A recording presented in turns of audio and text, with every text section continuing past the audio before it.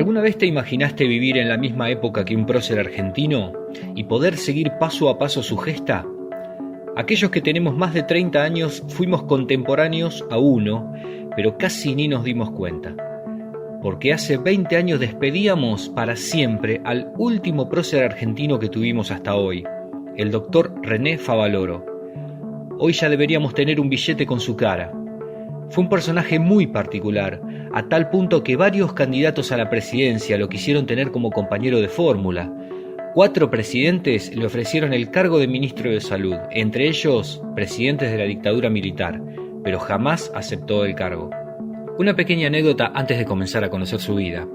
Cuando Favaloro muere, como vamos a ver más adelante, muy endeudado y pidiendo desesperadamente ayuda al presidente porque la fundación estaba en quiebra, un político muy conocido llamó a la familia para ofrecerle un ataúd presidencial y una bandera envuelta en él para despedirlo con honores. Su sobrino, Roberto Favaloro, a quien su tío quería mucho, casi como el hijo que nunca tuvo, y quien luego se haría cargo de la fundación, lo mandó a la puta que lo parió, como corresponde. René Jerónimo Favaloro nació un 12 de junio de 1923 en la ciudad de La Plata, en un barrio de obreros llamado Mondongo, por tener una gran cantidad de vecinos que trabajaban en frigoríficos. Se crió en el seno de una familia humilde y muy trabajadora. La madre era modista y el padre carpintero, con quien trabajó un tiempo en su taller. Lo admiraba porque era un artesano de la madera, pero decía que no valoraba el trabajo que hacía. Gran contradicción para alguien que terminó salvando vidas y en muchos casos sin cobrar un peso. Según su madre, René Favaloro desde los 5 años ya decía que iba a ser médico. Un poco influenciado por su tío Arturo, que era médico y en las vacaciones se iban a visitarlo a Avellaneda, donde vivía, e incluso lo acompañaba a visitar a pacientes. Hace la primaria en La Plata, en la Escuela 45, donde hoy hay un mural en su memoria, mientras que la secundaria la realiza en el Nacional Rafael Hernández, donde conocería a María Antonia Delgado, que iba a ser la mujer con la que iba a pasar casi toda su vida. Finalmente entra a la carrera de medicina en la Universidad Nacional de La Plata, donde se recibe en 1949. Pasa un tiempo en el policlínico de esa ciudad hasta que en un momento se abre una vacante en la guardia de ese policlínico y cuando ya estaba por entrar de manera efectiva, le piden que firme un documento donde decía que estaba de acuerdo con la doctrina nacional. Por aquel entonces gobernaba el peronismo en Argentina y él responde que no tenía nada que ver la forma de gobierno con su capacidad en la medicina y termina rechazando el puesto. Ya mostraba ser una persona de mucha convicción y coherente con su ideología. De hecho, hacía un tiempo había participado de la toma de la facultad, protestando por los cargos de acomodo que eran ocupados en el mundo de la salud. Un tiempo después, el tío médico que tanto apreciaba le comenta que había una suplencia en un pueblito de La Pampa llamado Jacinto Arauz, porque el único médico del pueblo había pedido una licencia por 3 meses. Él consideraba que esos 3 meses le iban a servir mucho para sumar experiencia en el campo de la medicina y decide tomar el cargo.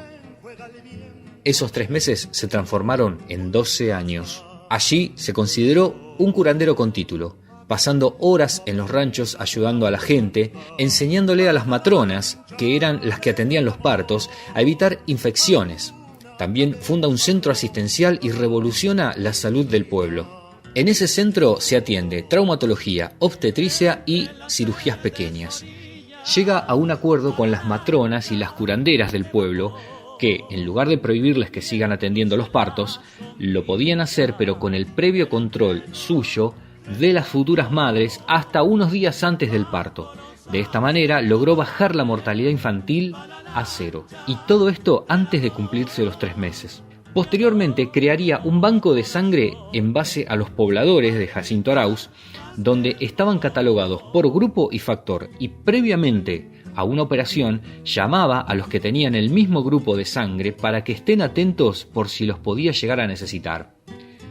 Cuando vuelve al pueblo el doctor titular, le ofrece que se quede para trabajar juntos. También su hermano menor, que era bioquímico, ayudó mucho en el pueblo. El Jacinto Arauz se transformó en un héroe. Allí está el museo del médico rural, llamado René Favaloro y dedicado a él. En ese pueblo se esparcieron las cenizas luego de su muerte por pedido expreso suyo.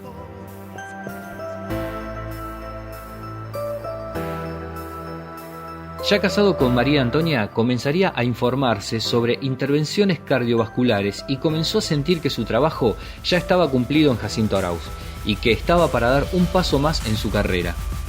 En 1962, el doctor Mainetti, a quien él admiraba muchísimo, le envía una carta de recomendación a la Cleveland Clinic, en Cleveland, Ohio, Estados Unidos, instituto prestigioso y vanguardia en intervenciones cardiovasculares. Favaloro y su esposa viajan a Estados Unidos y por primera vez se subían a un avión, con mucho temor a volar, y se incorpora a la Cleveland Clinic para continuar formándose profesionalmente, pero sin sueldo, y hace todo tipo de trabajo que le van solicitando. Un tipo que había hecho más de 300 intervenciones pasó a trabajar de enfermero, camillero o cualquier cosa que los médicos le pidieran que hiciera. Después de mucho trabajo, un día lo invitan a presenciar una operación y es allí cuando se empieza a interesar por la anatomía de las arterias coronarias. Y tanto fue su interés que en 1967, año histórico para la cardiología mundial, descubre que podía utilizar la vena safena, que es una vena de la pierna, en las cirugías coronarias. Acababa de inventar el bypass. El 9 de mayo de 1967 realiza el primer bypass y logra estandarizarlo, logrando un gran prestigio internacional. Cuando ven que la cirugía era exitosa, empiezan a operar a tantos pacientes por día que no les alcanzaban las habitaciones para albergar a todos, y recurren a un hotel que estaba enfrente a la clínica, donde alquilaban habitaciones para alojar a pacientes recién operados.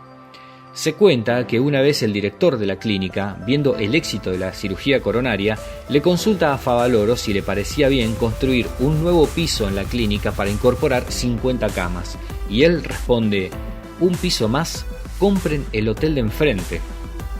El mismo director de la clínica, en una reunión de directorio, dijo: la Cleveland Clinic debería llamarse a partir de ahora Favaloro Clinic. En 1971, ya consagrado, decide regresar a Argentina porque sentía que debía abrir un centro de salud como la Cleveland Clinic en su país, en el que tuviera acceso todo el mundo. Estaba renunciando a un trabajo donde ganaba $2 millones al año. Entra al servicio de cirugía del Sanatorio Güemes con la idea de poder abrir eventualmente su propio centro de salud. Mientras tanto, en el Güemes y junto a su hermano realizan una gran tarea asistencial. Llegó a operar a más de 1.600 personas sin recursos y así comenzaría su carrera a nivel nacional en Argentina.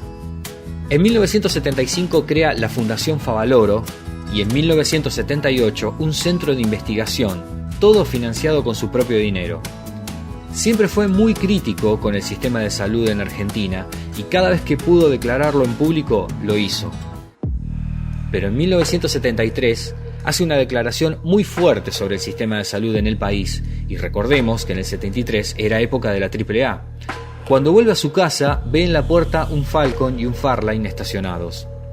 Se dio cuenta que lo estaban esperando y, asustado, sigue de largo, da un par de vueltas por la costanera hasta que luego de un rato ve que los autos ya no estaban más. Pero al rato recibe una llamada donde le dicen: René, haces todo al revés. Te agarramos más fácil en lugares abiertos que dentro de tu casa. Y te avisamos que hoy tu mujer compró en el supermercado Disco de Belgrano alcauciles, huevos y pan rallado. ¡Qué marretes! Cuídate y cállate.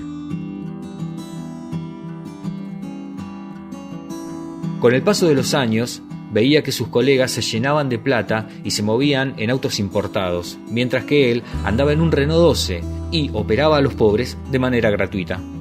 Nunca tuvo un sueldo fijo. Vivía del dinero de los empresarios que se atendían en la fundación, que eran menos del 10% de sus pacientes. Operaba con la misma pasión a una persona indigente que a una personalidad, como por ejemplo a Juan Manuel Fangio, a quien operó 5 veces, motivo por el cual Fangio le regala un Mercedes 0 kilómetro, pero lo rechaza y le dice: muchas gracias, señor Fangio, pero el doctor Favaloro no va a andar en un Mercedes-Benz mientras no haya una mamadera para cada niño en la Argentina. Posteriormente, se le rompen los frenos al Renault 12 y acepta un Peugeot 505 que le regala a otro paciente, que es el que tendría hasta sus últimos días. En 1992 inaugura el Instituto de Cardiología y Cirugía Cardiovascular de la Fundación Favaloro, que era el objetivo de toda su vida, que es una entidad sin fines de lucro donde se dedica 100% de su tiempo y deja el Sanatorio Güemes. Al revés de lo que hacen todos los centros de salud, en la fundación se atendía a los pacientes y después le facturaban a las obras sociales, siendo una política basada en los ideales que siempre siguió, aunque este sistema sería el que finalmente lo llevara a la quiebra. De esta manera, se retrasaban con los pagos, endeudándose tanto que solo dependía del subsidio del Estado. En resumen, en lugar de una medicina prepaga, era una medicina postpaga, inviable en este país.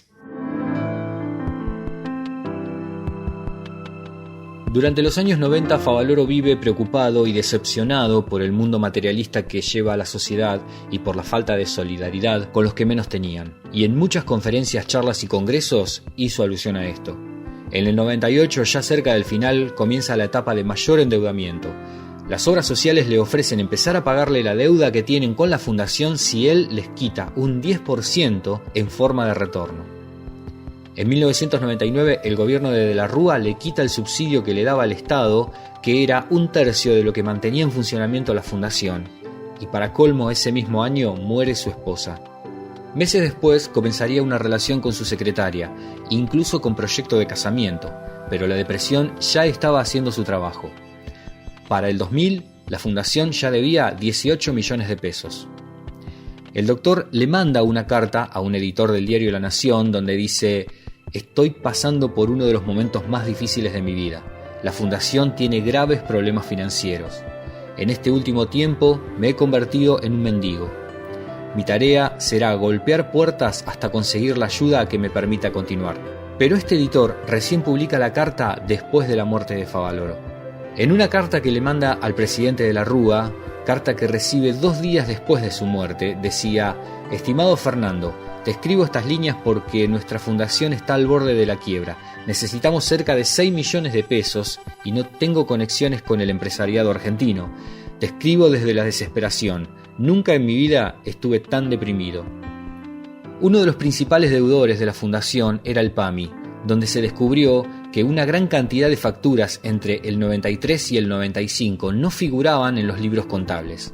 Eran servicios de la fundación que el PAMI se negaba a pagar porque el director de aquel momento, Víctor Alderete, se había negado a recibir esas facturas. Recordemos el sistema de Favaloro, que primero atendía y después cobraba. El viernes 28 de julio del año 2000, un día antes de suicidarse, Favaloro le cuenta a su sobrino Roberto que va a casarse el 17 de agosto. Luego de operar a una paciente, se va a su casa con su novia Diana. El sábado 29 de julio, durante el desayuno, ajustan detalles para la boda y al mediodía le dice a Diana que va a ir hasta La Plata a visitar a su familia.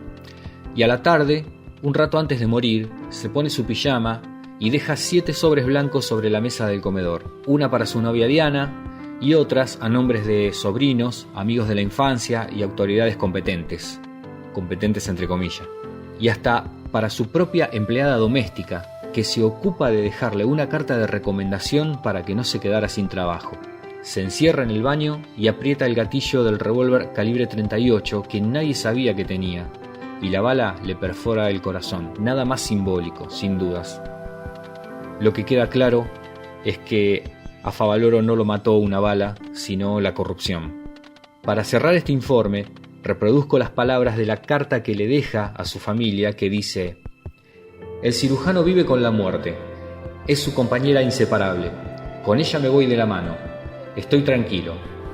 Alguna vez en un acto académico se me presentó como un hombre bueno que sigue siendo un médico rural. Y creo que es cierto. Perdónenme. Y espero que me recuerden así. Un abrazo a todos. René Favaloro, julio 29 del año 2000».